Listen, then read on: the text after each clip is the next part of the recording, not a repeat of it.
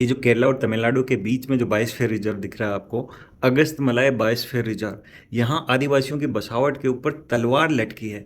Actual में issue क्या है कि सुप्रीम कोर्ट ने बोला है कि जंगलों से अतिक्रमण हटाना बहुत जरूरी है।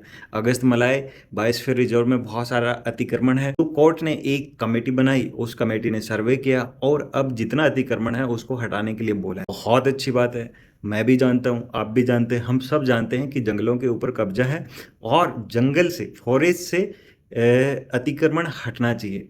बट इशू क्या है, द हिंदू में आज एक आर्टिकल छपा है कि फॉरेस्ट राइट एक्ट में जो वहाँ की जो कम्युनिटी है, जो आदिवासी हैं, उनको राइट्स गिवन है और उन राइट्स का वायलेशन होता है। हम सबको पता है कि फॉरेस्ट राइट एक्ट के अंदर जो ग्राम सभा को एम्पावर किया गया है उसको कैसे बाईपास किया जाता है। उनकी डिसीजंस जो है ना वो बाईपास कर दिए जाते हैं। एडमिनिस्ट्रेशन बहुत क्रूअल है। तो ऑथर ये कहना चाह रहे हैं कि भाई साहब, कोर्ट को क्या करना चाहिए था कि कोर्ट को डायरेक्ट डेटा मांग लेने चाहिए थे, है ना, स्टेट गवर्नमेंट से, कि भाई साहब आपने कितना इम्प्लीमेंट किया है, कितने आपने टाइटल राइट्स जो है कम्युनिटीज को दिए हैं, कितना अतिक्रमण है, तो कुछ आप मांगते।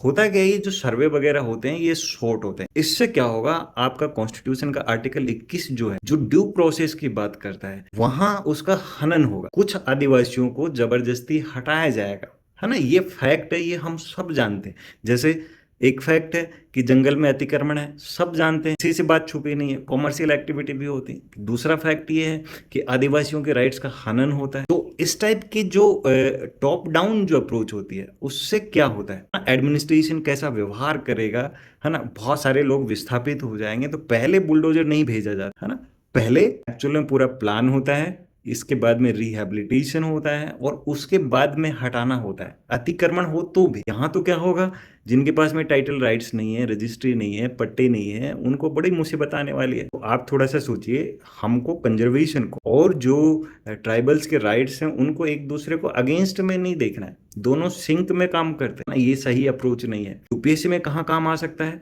यूपीएससी में आपको पेपर 2 में पूछा जा सकता है ना, डायरेक्ट जो फॉरेस्ट राइट एक्ट के प्रोविजंस है ना, community rights, individual rights, forest dwellers, non forest dwellers, सारे प्रोविजंस पता हों और इवन इश्यूज भी पता हों आपको। आपके पेपर 3 में पूछा जा सकता है, ये जो को एग्जिस्टेंस वाली बात है, कंजर्वेशन और आपके डेवलपमेंट वाली बात है। तो पेपर 2 और 3, है ना, दोनों से क्वेश्चन आपसे पूछा जा सकता है। बाकी आपका कोई सवाल है तो आप मुझे कमेंट सेक्शन में पूछ सकते हैं।